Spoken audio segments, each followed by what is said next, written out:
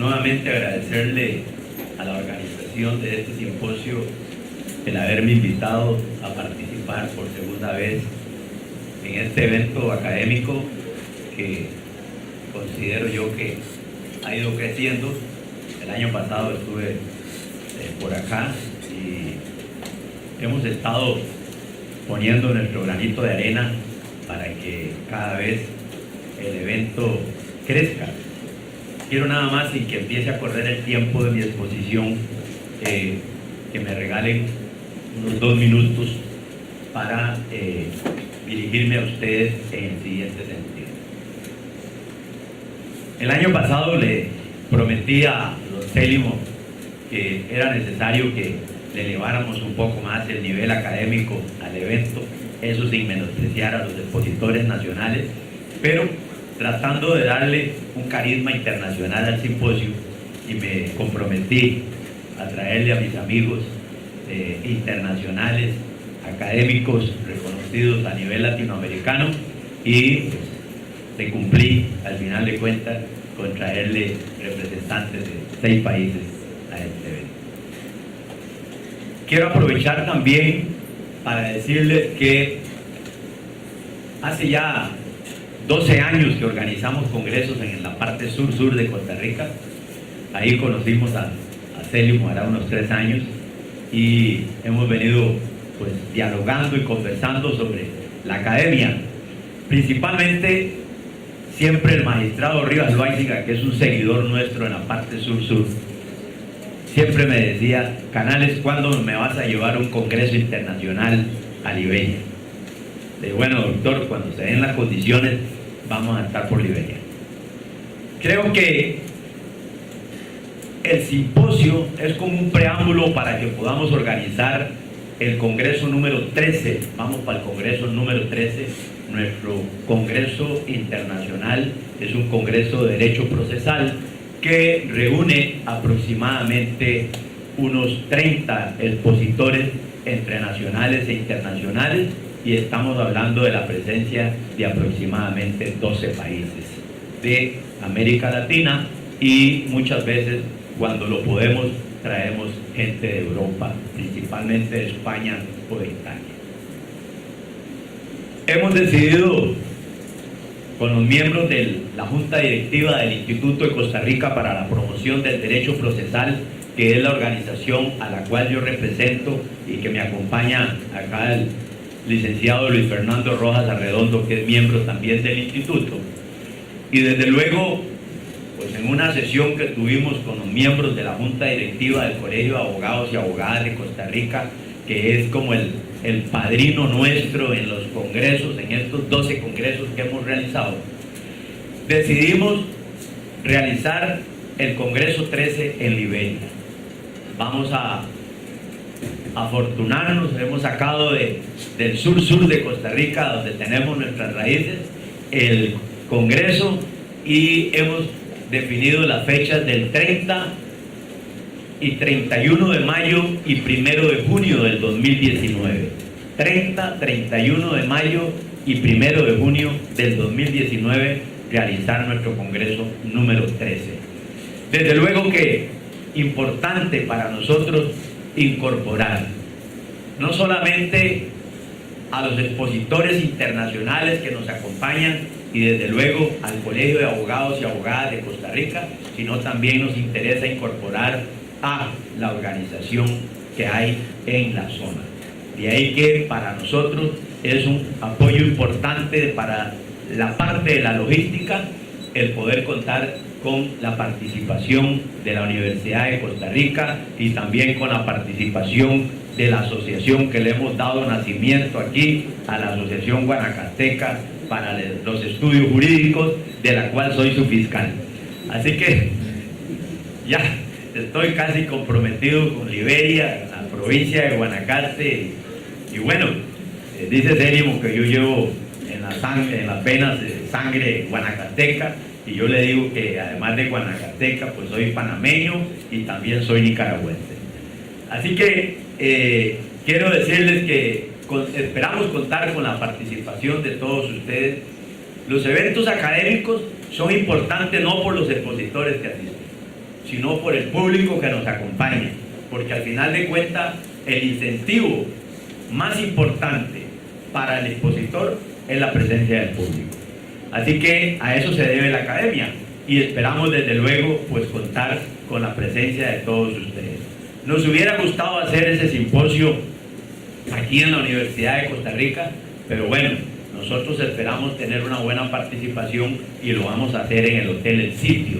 Ya tenemos ahí prácticamente definida la sede, lo vamos a hacer en el auditorio que tiene el Hotel El Sitio para que nos acompañen el próximo año, así que quedan invitados.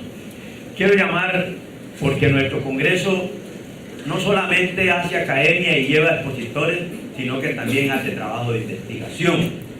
Cuando hacemos un congreso previo con los expositores, hacemos el trabajo de que los expositores manden sus trabajos escritos, lógicamente cumpliendo por cierta rigurosidad.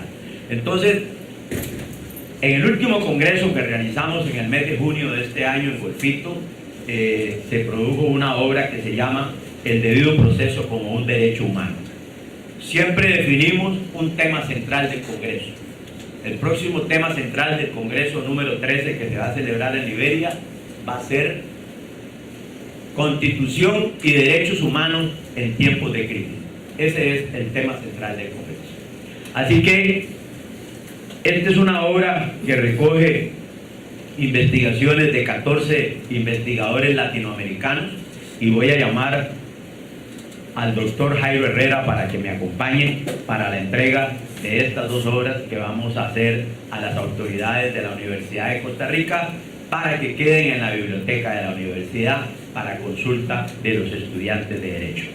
Doctor Jairo Herrera, importante decir, este libro es patrocinado por el INEC, es el Instituto Nicaragüense de Estudio Jurídico, en el cual el doctor Sergio Cuaresma, que nos acompañará más tarde, pues es su director, y es un libro que circula prácticamente en toda América Latina, en las librerías importantes. No es solamente un libro que se queda en el Congreso, sino que circula a nivel latinoamericano. Con esto quiero decirles que el instituto, el cual yo represento, organiza un evento académico serio.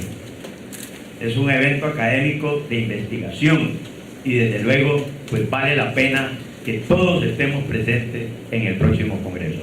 Doctor Jairo, para que me ayude a entregar este libro, del cual usted sabe muy bien cuál es la procedencia y además de eso la importancia que tiene este libro. Gracias, buenos días a todos los asistentes, a quienes no conocimos anoche, pues un saludo especial de este servidor de Colombia. 2 minutos para decir lo siguiente. Comprometer a un expositor para que escriba obliga a profundizar la investigación. Ayer le decía a mi amigo Boris que uno no es dueño de lo que escribe, sino el dueño es el que lo lee.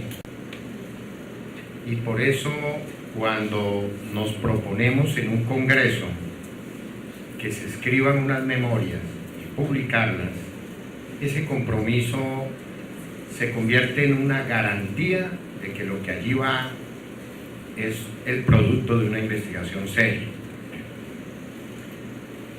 Cumpliendo un compromiso, porque además me honro de ser miembro honorario del Instituto Costarricense para el Derecho Procesal. Cumpliendo un compromiso, digo, esta obra, una vez se produjo en los talleres de Nicaragua por las buenas labores del profesor Sergio Cuaresma, quien escucharán en unos momentos, terminó esta obra, digo, en la biblioteca de la Corte Interamericana de Derechos Humanos. Solo para ilustrar a los que no se han acercado, en el barrio Yoses de San José, Costa Rica, tiene su sede la Corte Interamericana, y a la vuelta tiene su sede el Instituto Interamericano para el Estudio de los Derechos Humanos, Instituto Interamericano de Derechos Humanos. Y la Corte y el Instituto han hecho una biblioteca conjunta.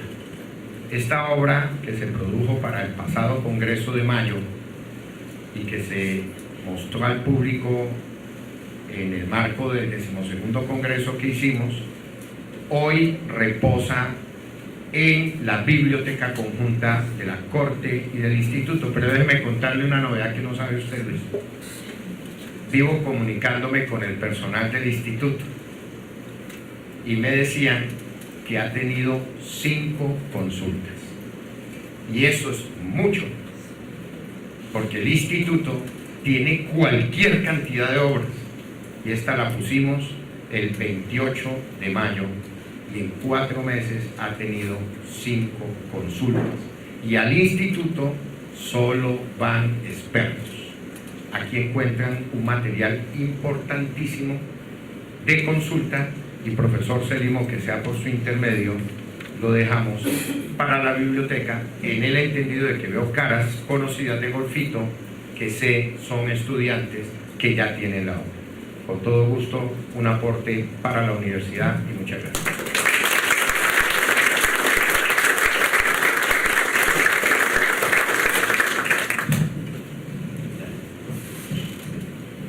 Bueno,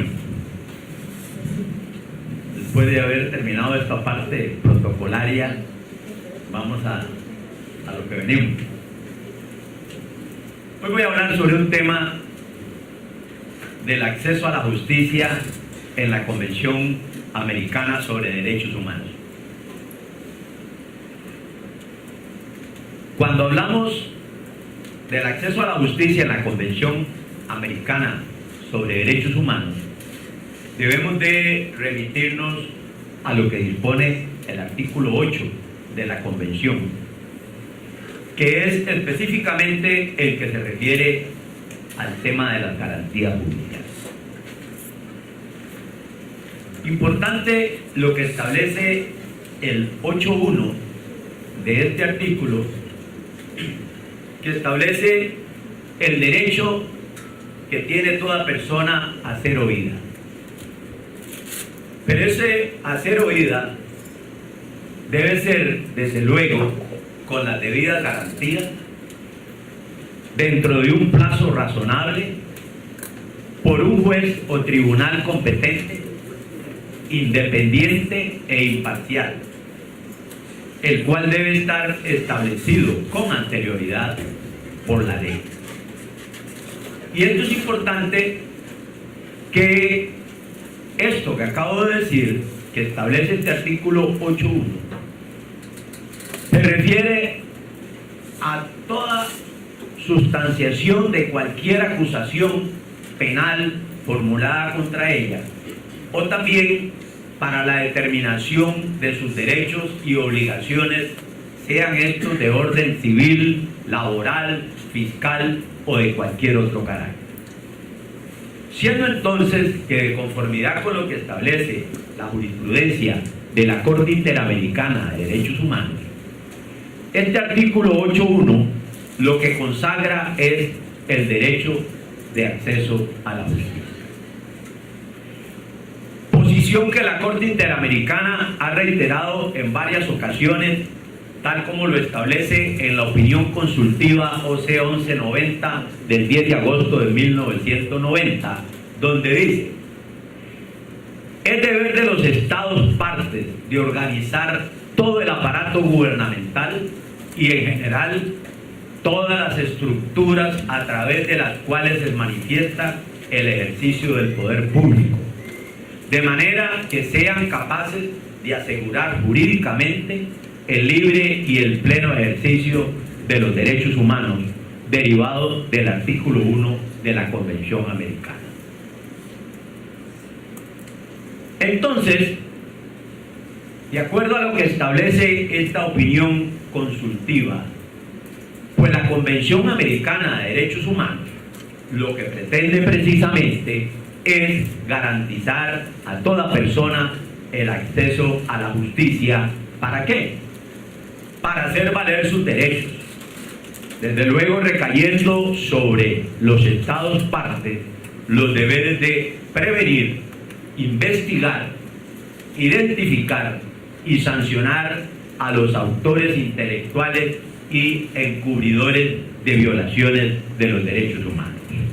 Siendo entonces que es importante que los estados no deben de interponer trabas a las personas que acudan a los jueces o tribunales en busca de que sus derechos sean determinados o protegidos. Posición esta que la Corte Interamericana ha venido reiterando en diversas ocasiones. Tal es el caso Castillo-Petrucci y otros versus Perú, donde se traslada la competencia de la justicia común a la justicia militar, con lo cual, desde luego, se excluye la participación del juez natural y del debido proceso a ser juzgadas personas civiles por tribunales militares. De igual manera, la Corte se pronuncia en el caso Palamara Iribarne versus Chile, donde el señor Palamara Iribarne es juzgado por el delito de desacato a la autoridad por el Juzgado Naval de Magallanes, y de esta forma se da una violación a las garantías judiciales a ser oído por un juez o tribunal independiente e imparcial.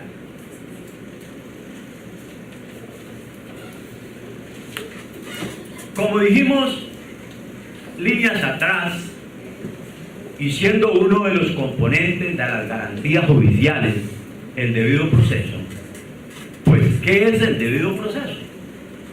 Cuando hablamos del acceso a la justicia, garantía establecida en el artículo 8 de la Convención Americana sobre Derechos Humanos.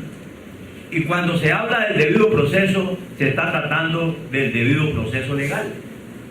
Valga la pena indicar que es el derecho humano más comúnmente infringido por los estados, y es la forma en que los operadores de justicia hacen incurrir al Estado en responsabilidad internacional.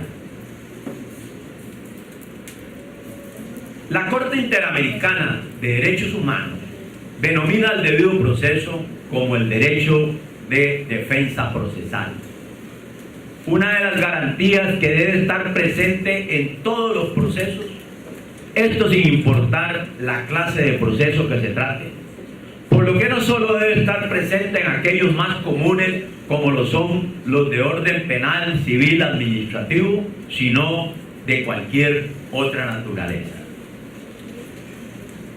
Entonces, ¿cuál es el propósito que persigue el debido proceso? Pues no es ni más ni menos que confirmar o darle sustento a la legalidad dentro de un marco de respeto mínimo a la dignidad humana, sin importar el tipo de proceso de que se trate. Si bien es cierto, es una actividad compleja, progresiva, metódica y se realiza de acuerdo a ciertas reglas que están preestablecidas, cuyo resultado será dictado de la norma individual de conducta, sea la sentencia que se dicta con la finalidad de declarar el derecho material aplicable a un caso concreto. Y es que el artículo 8 de la Convención Americana sobre Derechos Humanos, al referirse al debido proceso, se refiere al derecho que tiene toda persona a ser oída, pero ese ser oída debe ser con las debidas garantías que merece esa persona. Es el derecho a ser oída la persona tal como lo establece la Convención, tiene como finalidad llegar a una resolución que defina lo que se está conociendo en litigio y que sea ejecutada. Pero tanto esa resolución como su ejecución son parte de un proceso, siendo este el que debe realizarse respetando las debidas garantías, las cuales deben de estar presentes antes del inicio del proceso, en su inicio, durante su curso y al dictarse la resolución en la fase respectiva de ejecución. Si buscamos el fundamento del debido proceso en la Convención Americana de Derechos Humanos, pues nos debemos de remitir a los incisos 2, 3, 4, 5, 6 del artículo 7, el artículo 9, el artículo 10, el 25, el 27, todos ellos de la Convención Americana sobre Derechos Humanos. Ahora bien, para que nosotros podamos garantizar un equilibrio entre el poder ilimitado del Estado frente al administrado y evitar arbitrariedades y de esta forma lograr un garantismo proteccionista, pues se desarrollan una serie de principios cuando hablamos del tema del debido proceso y del acceso a la justicia. Principios, desde luego, conocidos por ustedes, pero dentro de ellos tenemos el derecho general a la justicia.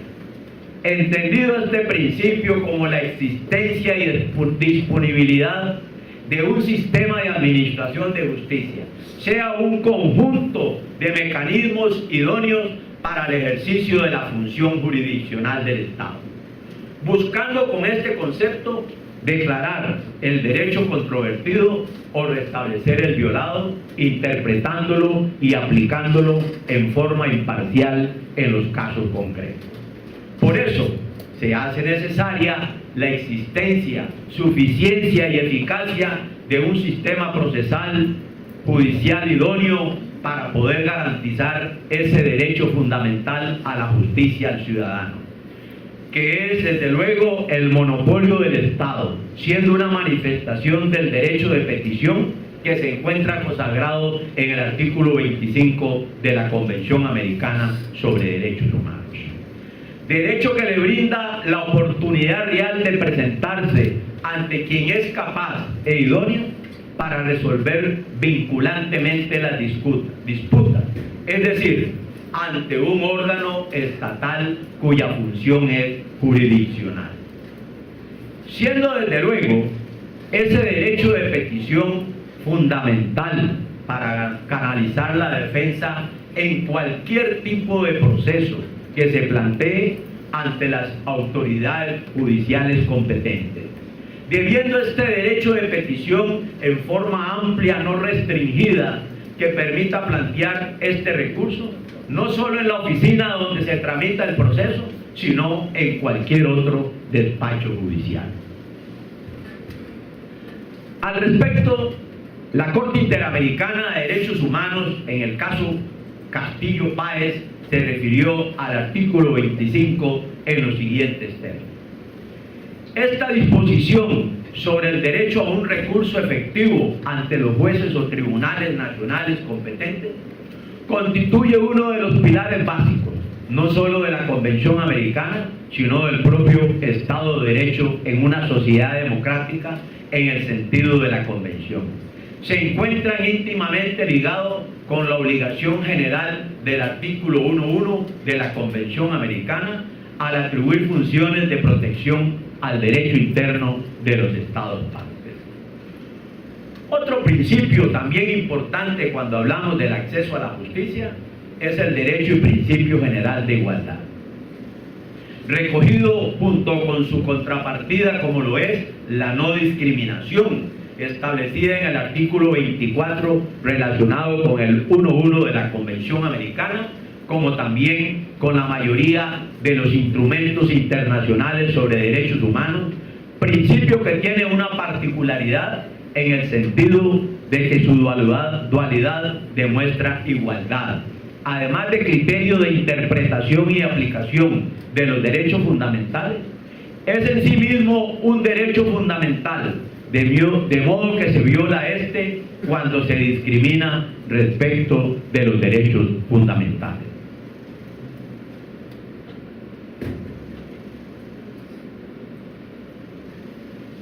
También, cuando hablamos del debido proceso y hablamos de sus principios, debemos de hablar de un principio muy conocido por todos ustedes, que es el principio de la justicia pronta y cumplida.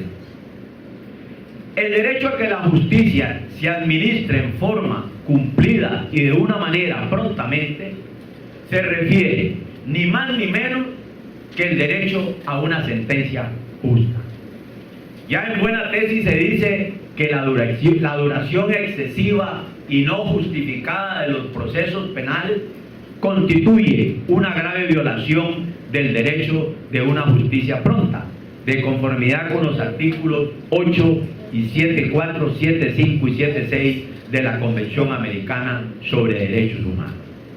Cabe destacar que ni la Corte Interamericana de Derechos Humanos ni la Corte Europea de Derechos Humanos han llegado a establecer una duración determinada o absoluta en función de las normas que disciplinan el debido proceso.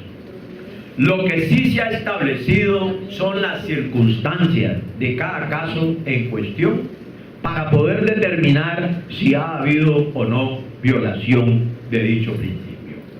La Corte Interamericana de Derechos Humanos lo que sí ha tenido es la oportunidad de analizar el plazo razonable, el cual podemos deducir de los artículos 7.5 y 8.1 de la Convención Americana. Para el Tribunal Interamericano, en el caso Suárez Rosero, sentencia del 12 de noviembre de 1997, estableció: este principio tiene como finalidad impedir que los acusados permanezcan largo tiempo bajo acusación y asegurar que ésta se decida prontamente. Y de igual manera se pronunció la Corte Interamericana sobre el plazo razonable en los casos 19 Comerciantes versus Colombia, Montero Aranguren y otros versus Venezuela, Valdeón García versus Perú. De acuerdo con el Tribunal Interamericano, se deben de tomar en cuenta tres elementos para determinar la razonabilidad del plazo en el cual se desarrolla el proceso. Y entonces dice la Corte: primero, hay que estudiar la complejidad del caso. Segundo, la actividad procesal del interesado. Y tercero, la conducta de las autoridades judiciales. Al respecto, la Convención Europea de Derechos Humanos, en el artículo 6.1, establece lo que se conoce como un derecho a un proceso equitativo.